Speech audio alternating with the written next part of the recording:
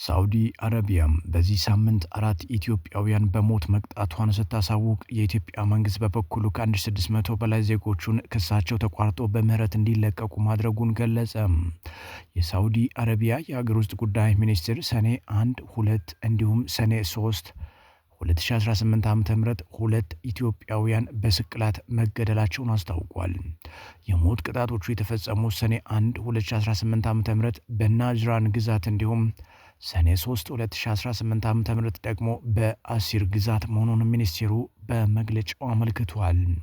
አራቱም ኢትዮጵያውያን በሞት የተቀጡት ወደ ሳዑዲ አረቢያ ሐሺሽ ይዘው በመግባታቸው መሆኑ በመግለጫው ላይ ተጠቅሷል። የኢትዮጵያ ውጭ ጉዳይ ሚኒስቴር በበኩሉ በሳዑዲ አረቢያ እስር ቤት የሚገኙ ከ1655 ኢትዮጵያውያን የፍርድ ሂደታቸው ተቋርጦ ምህረት እንዲደረግላቸው ማድረጉን አስታውቋል።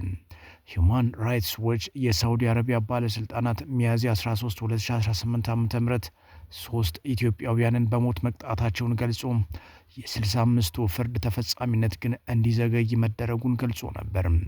የሳዑዲ የአገር ውስጥ ጉዳይ ሚኒስቴር በተለያዩ ጊዜ የሞት ቅጣት የተፈጸመባቸው ኢትዮጵያውያንን በሚመለከት ባወጣው መግለጫ የሃይማኖት መልእክቶችንና የሸሪያ ሕግን በመጥቀስ የሟቾችን ስም ይዘረዝራል።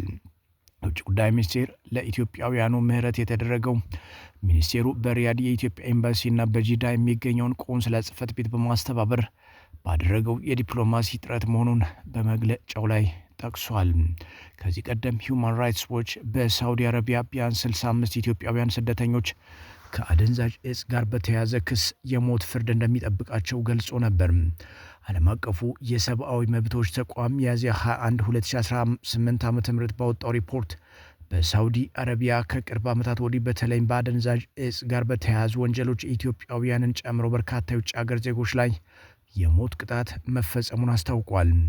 የሁማን ራይትስ ዎች ሳዑዲ አረቢያ መሰረታዊ የፍትህ ሂደትን የተፈነፈጉ የውጭ ሀገር ዜጎች አመፅ ባልተቀላቀለባቸው ወንጀሎች የተነሳ በሞት ለመቅጣት ፈቃደኛ መሆኗ ለመብታቸውና ለህይወታቸው ከፍተኛ ግድ የለሽነት እንዳላት ያሳያል ሲሉ ኮንኗል።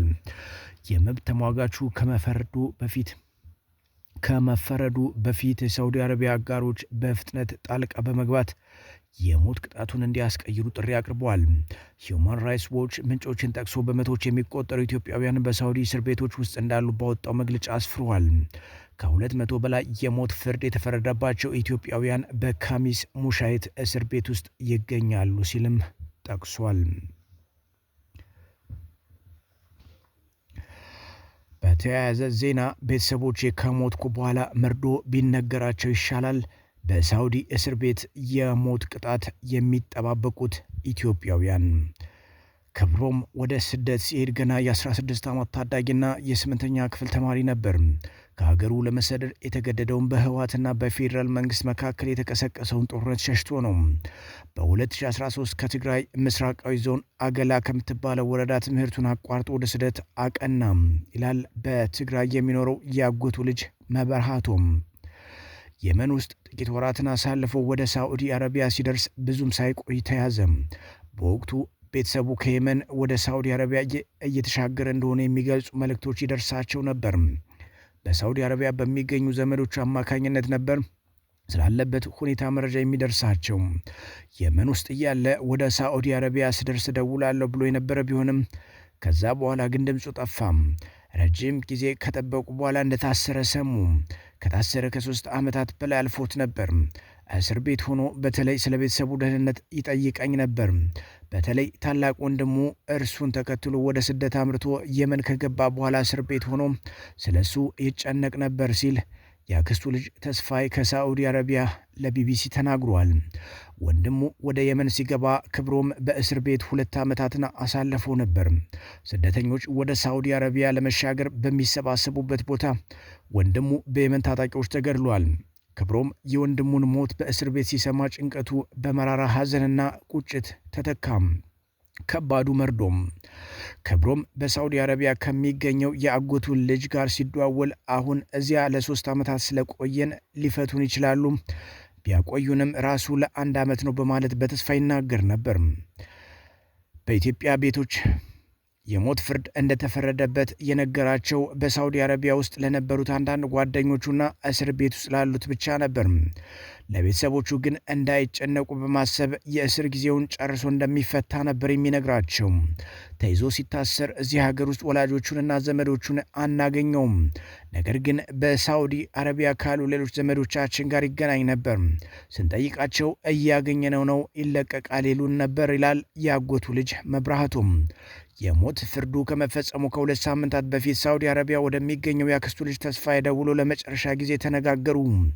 ሁልጊዜ እንደሚለው በአጭሩ ደህና ነኝ ካለ በኋላ እሱን ተከትለው ወደ ሳውዲ አረቢያ ስለገቡት ሌሎች ታናናሽ ወንድሞች ሁኔታ መጠየቅ ጀመረ። ያኔ በስልክ አደራ ተባበራቸው፣ ተከታተላቸው፣ ስራ እንዲያገኙ አግዛቸው እንዳለው ተስፋ ይገልጻል። በተገደለበት ቀን ዋዜማ እዚህ ሳውዲ አረቢያ ወደሚገኘው ሌላ የአጎቴ ልጅ ጋር ደውሎ ነበር። እየተጣደፈ ስለ ደህንነታችን ብቻ ነበር የጠየቀው የሚለው ተስፋይ ብዙም ሳያወሩ ስልኩን እንደዘጋው ለቢቢሲ ተናግሯል። በማግስቱ ከሰዓት በኋላ በእስር ቤት ውስጥ የነበሩ ሌሎች እስረኞች ወደ ተስፋይ ደወሉ።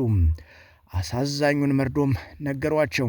ፍርዱ ስለተፈጸመ ለቤተሰቡ መርዶውን ንገሯቸው የሚል ለማመን የሚከብድ ነገር አረዷቸው። የሳውዲ የሀገር ውስጥ ጉዳይ ሚኒስቴር በአሲር ዞን ውስጥ 3 ኢትዮጵያውያን በሞት ለመቀጣታቸው ባወጣው መግለጫ ላይ የሃይማኖት መልእክቶችንና የሸሪዓ ሕግን በመጥቀስ የሟቾችን ስም ይዘረዝራል። ኪዳኔ አንገሶም ወልዳይ፣ ፊልሞን ሀጎስ ገብረ መስቀልና ክብሮም ገብረ ማርያም ገብረ እግዚአብሔር ወደ ሳውዲ አረቢያ አደንዛዥ እጽ በማዘዋወር ተሳትፈዋል የሚለው መግለጫው በምርመራ ውጤት መሰረት ወንጀሉን ፈጽመው እንደተከሰሱ ያመለክታል።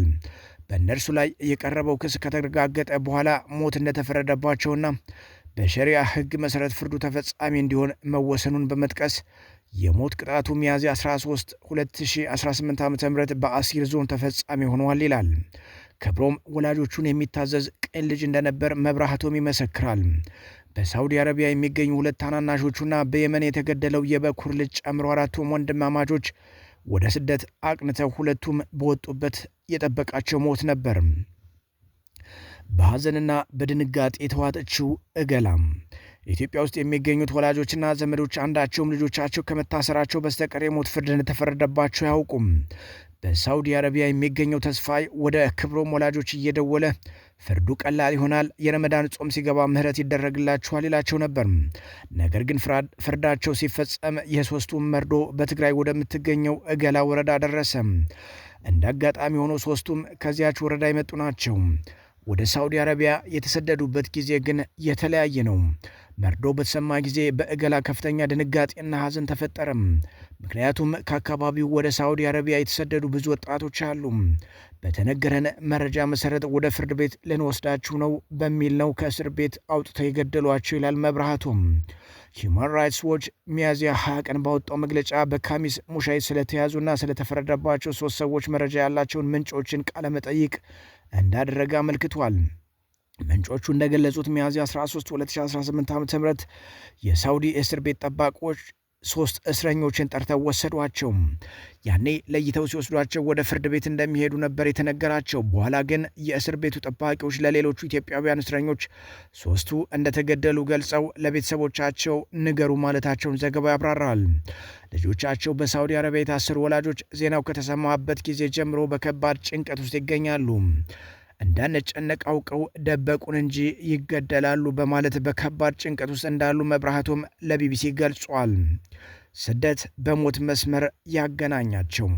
ሂውማን ራይትስ ዎች ምንጮችን ጠቅሶ በመቶዎች የሚቆጠሩ ኢትዮጵያውያን በሳውዲ እስር ቤቶች ውስጥ እንዳሉ ባወጣው መግለጫ አስፍሯል።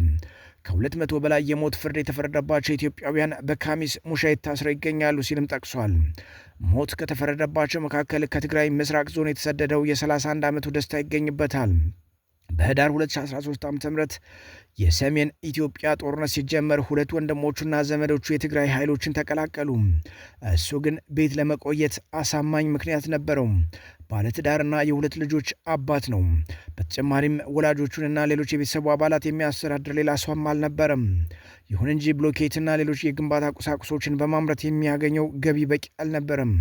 ለእርሱና ለልጆቹ እንኳን መሰረታዊ ፍላጎት ለማሟላት የሚበቃ ነገር አያገኝም። በወቅቱ ትግራይ ውስጥ በሚካሄደው ጦርነት ደስታና መላው ቤተሰቡ ከባድ ችግር ውስጥ ተዘፈቀም። የኤርትራ ወታደሮች ወደ አካባቢው ገብተው ሰዎችን ሲያሰቃዩና ሲገድሉ ይመለከት እንደነበር ይናገራል። ይህ ከሌሎች ችግሮቻቸው በተጨማሪ ለደስታ እንቅልፍ የሚያሳጣና የሚያስጨንቅ ነበር። ሕይወቱን ላለማጣትና ቤተሰቡም ያለ አስተዳዳሪ ከሚቀሩ አንድ ነገር መወሰን ነበረበት። በ2013 ዓ.ም አጋማሽ ላይ ከሌሎች ወጣቶች ወንዶችና ሴቶች ከሚገኙበት ቡድን ጋር ወደ ሳውዲ አረቢያ ቀና። ለ40 ቀናት ጥም፣ ረሃብ፣ ድካም፣ ህመምና በሕይወታቸው ውስጥ እጅግ የከፋው ስቃይን ከተጋፈጡ በኋላ የመን ደረሱ። የ24 ዓመቱ ሀብቶም ሁኔታም ተመሳሳይ ነው። በ2012 ዓ.ም የ11ኛ ክፍል ተማሪ ነበር። በወቅቱ የኮሮና ቫይረስ ወረርሽኝ ተከስቶ ነበር። ብዙም ሳይቆይ የትግራይ ጦርነት ተከተለ። ይህም የሕይወቱን ዓላማ እንዲሰናከል አደረገው። ዓላማዊ በመሰናከሉ ተበሳጨቼ ለመሰደድ ወሰንኩ። መጋቢት 9 2013 ዓ.ም ከቤት ከወጣው ከአንድ ወር ባነሰ ጊዜ ውስጥም ባህሩን አቋርጬ ወደ የመን ገባሁ። በሐምሌ 2013 በሰና ከተማ ምግብ እየለመንኩ ሳለ አንድ ያልበደልኩት የመናዊ ተኩሶ እጄን አቆሰለኝ። ቁስሌ እስከ ጥር 2014 ድረስ አልዳነም። ለምኜ ነው የታከምኩ ሲል ለቢቢሲ ተናግሯል። ወደ ሳውዲ አረቢያ በሚሻገርበት ወቅት ከሱ ጋር የነበሩ ብዙ ስደተኞች በሀገሪቱ ድንበር ጠባቂዎች እንደተገደሉ የሚያስታውሰው ሀብቶም ለመቀበር ያልታደሉ ሞተው የቀሩ ብዙ ናቸው ሲል ይጨምራል። ከ40 እስከ 50 የምንጠጋ ሰዎች አብረን እየተሻገርን ነበር። ነገር ግን ሲተኮስብን ሕይወታችንን ለማዳን ተበታትነን ሸሽተናል። ማን እንደተረፈና ማን እንደሞተ ማወቅ ከባድ ነው።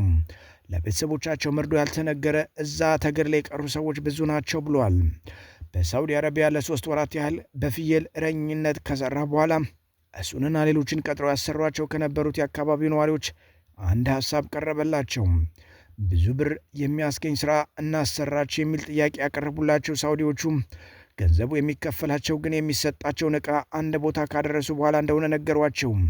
ከዚያም ሐሳቡን ተቀብለው የተሰጣቸው ዕቃ ተሸክመው እየሄዱ ሳለ በፖሊስ ተያዙ። ሳውዲዎቹ ጥለውን ሸሹ። ምን እንዳሸከሙን እንኳን አናውቅም ነበር፣ ግን ከዚያ በኋላ ጫት መሆኑን አወቅን። ከዚህ በፊት ጫት የሚባል ነገር አላውቅም ነበር ይላል። ሌላው ለቢቢሲ ታሪኩን ያካፈለው ከአማራ ክልል ከራያ ቆቦ ወረዳ የመጣ 37 ዓመቱ ዘውዱ ነው። እኔ ገበሬ ነኝ አልተማርኩም የሚለው ዘውዱ በመጋቢት 12 2011 ዓ.ም ከገጠር ወደ ስደት እንዳቀና ይገልጻል። ከዚያ በፊት በሳውዲ አረቢያ የነበረ ሲሆን በስራ ላይ እያለ ተይዞ ከታሰረ በኋላ ወደ ሀገሩ ተባሯል። እሱም በተመሳሳይ ገንዘብ እንሰጣለን ዕቃ ተሸከምልን አሉኝ ይላል። በፖሊስ እንደተያዘም ይጠቅሳል። በአሁኑ ጊዜ በአሲር ክልል የሞት ፍርድ ተፈርዶባቸው ታስረው ከሚገኙት ኢትዮጵያውያን መካከል አንዱ ነው። 68 ኢትዮጵያውያን ከሌሎች ከባድ ወንጀሎች የሞት ፍርድ ከተፈረደባቸው የአገሪቱ ዜጎች ጋር በሕንፃው ውስጥ ታስረዋል።